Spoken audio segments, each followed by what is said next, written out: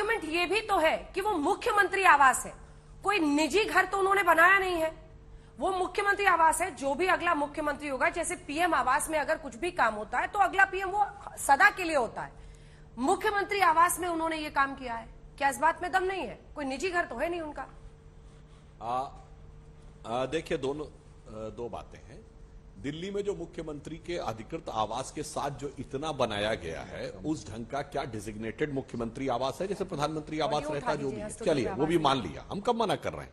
पर ये बताइए, ये वियतनाम के टाइल्स की जरूरत क्या थी मुख्यमंत्री आवास में? क्या ये भारत के मकराना टाइल्स से काम नहीं चल सकता था? ये 1 करोड़ रुपए के पर्दे की जरूरत क्या थी? ये मतलब नॉर्मल पर्दों से काम नहीं चलता। क्या पर्दे में छुपाना चाहते थे? ये तो जो इतना हाई एंड का पर्दा चाहिए था, हमें इस बात की जरूरत है। हम इस बात, और दूसरा, बहुत बधाई हो आपको, अब आखिर में आप आ गए। उन्होंने ये किया, इन्होंने ये किया। आप एक बात बताइए, दिल्ली के अंदर या और मैं एक और बात कहूं, जितने भी मकानों में कंस्ट्रक्शन हो रही है, जितने यहीं पे इटालियन मार्बल मिलता है, यहीं वियतनाम का मार्बल मिलता है, और जो 100 गज के फ्लोर है उसमें भी इटालियन मार्बल मिलता है। 99% जनता उतने का मकान खरीदना उसके लिए ख्वाब की बात है। मैं एक लाइन पूरा कर लूं।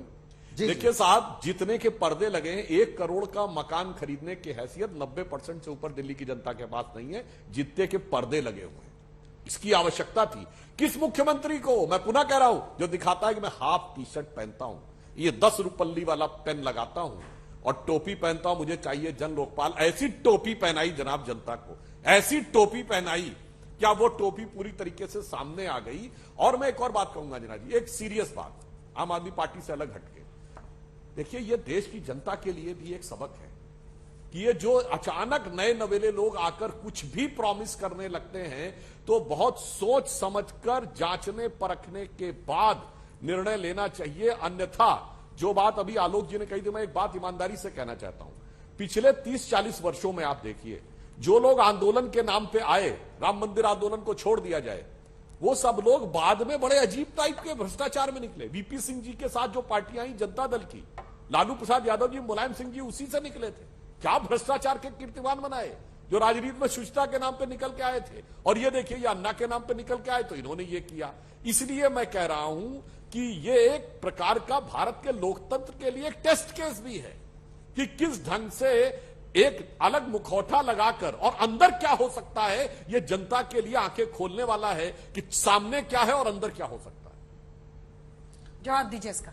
देखिए, आप जो बात कह रहे हैं कि जी पर्दे लगे या ये लगा, आप ये देखें ना, जो आपके एलजी हाउस है वहां पे 15 करोड़ रुपए रेनोवेशन में लगता है, 15 करोड़ रुपए रेनोवेशन में लगता है। और इसकी जब ये बनता है, पीडब्ल्यूडी काम लेती है, उसकी अप्रूवल भी होती है, सरकार आपकी है। आपने उस समय क्यों नहीं बात करी जी आप इसके लिए एलिजिबल नहीं है, आप इतना पैसा नहीं लगा रहे, आपने इतने का पर्दा लिया, आपने इतने का वो लिया। मैं तो देखने नहीं गया, ये तो जो फिल्म बना के मीडिया दिखा रहा है वही हम देख रहे हैं जी, इतने करोड़ का पर्दा लग गया, इतने का ये लग गया। लेकिन जो संजय सिंह जी ने अभी प्रेस कॉन्फ्रेंस करी, उन्होंने पूरा मकान जो जर्जर हालत में था, 80 साल पुराना मकान था, उसकी पूरी कंस्ट्रक्शन हुई। 1 एकड़ के मकान के अंदर पूरा रेनोवेशन का काम हुआ।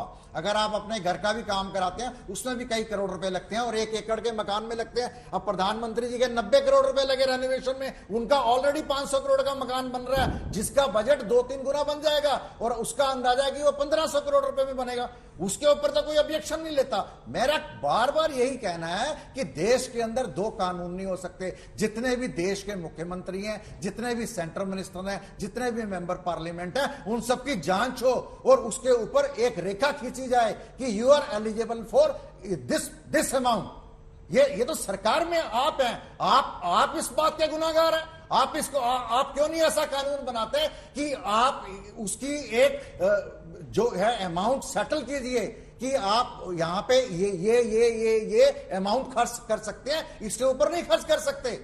इसके ऊपर आप लगाम लगाएंगे ना, सरकार तो आपकी है, आपकी सरकार है, आप प्रश्न कर रहे हैं, हमें प्रश्न करना चाहिए कि जो 90 करोड़ का मकान बन रहा है, 500 करोड़ का मकान बन रहा है, जो प्लेन खरीदे जा रहे हैं गुजरात के जो मुख्यमंत्री के लिए, या जो शिवराज सिंह चौहान जो उन्होंने भी रेनोवेशन में करोड़ों रुपया लगाया, ये बड़ी लंबी फहरिस्त है। सबके अकाउंट्स आप इन सारों की ही तरह हैं।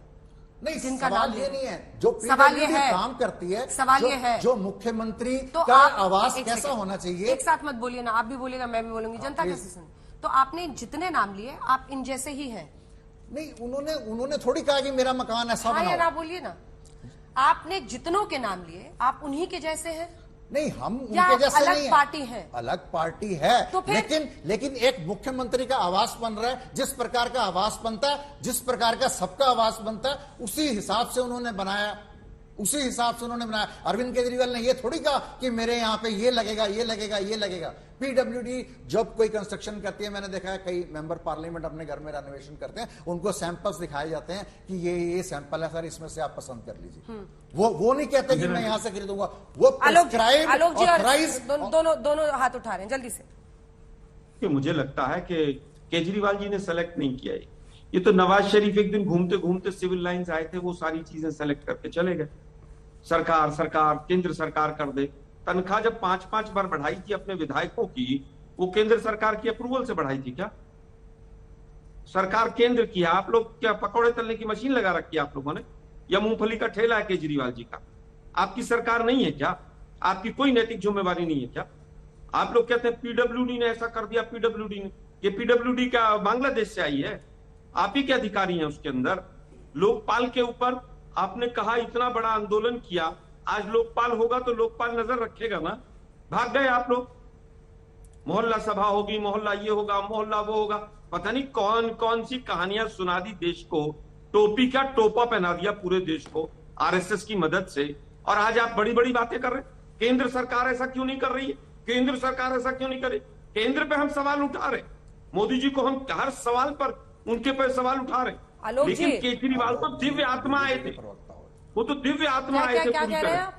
मैं कहा आलोक जी भी बीजेपी के प्रवक्ता हो गए। मैं ये कह अभी रहा हूँ प्रवक्ता कि की बात नहीं है। अगर मैं मुद्दों की बात कर रहा हूं। सबके मैंने बारे में सारे मैं बात फैक्ट कर रहा हूँ। उठाए मैं हैं कह रहा हूँ आप सीधा। कानून बनाइए ना। आप भारतीय जनता पार्टी सरकार के अंदर है, ये अरे भाई, आपका उनका काम जिनकी है। सरकार आप तोड़ के बहुत भागे सारी थे, ऐसी किसके चीजें भागे हैं थे? जो मिसयूज होता है सरकारी फंड का, मुझे देश के बताइए, आम 49 लोगों के दिन की टैक्स के सरकार पैसे छोड़कर का, भागे थे, ऐसी किसके बहुत सारी भागे थे? चीजें हैं। आप अडानी को सारी चीज सीमेंट जी, दे मुझे रहे हैं। केवल ये अच्छा, बताइए, एक सेकंड, आलोक जी, एक सेकंड, एक सरकार सेकंड। क्यों भागे थे? आलोक जी, किस एक मुद्दों सेकंड, पर आलोक भागे जी, थे आप लोग? आलोक जी, पहले आप गुजरात में कहते थे कि ये बीजेपी की बी टीम है, अब ये तो आप ही पे आरोप लगा रहे हैं कि आप बीजेपी की बी टीम हो गए। देखिए, वो आरोप लगाना एक अलग बात है। अंजना जी, मैंने जितने फैक्ट्स केजरीवाल जी रखे कहते हैं ना सब मिले हुए हैं जी। देखिए, वो तो केजरीवाल जी किससे मिले हुए हैं तो समय बताएगा। केजरीवाल जी कहीं ऊपर नीचे कहीं और मिले होंगे। मैं मुद्दों की बात कर रहा हूं। मैंने कहा मोदी जी के तमाम इश्यूज के ऊपर हमने सवाल उठाए, चाहे वो 17,000 करोड़ के हवाई जहाज हो, चाहे 20,000 का सेंट्रल विस्टा हो,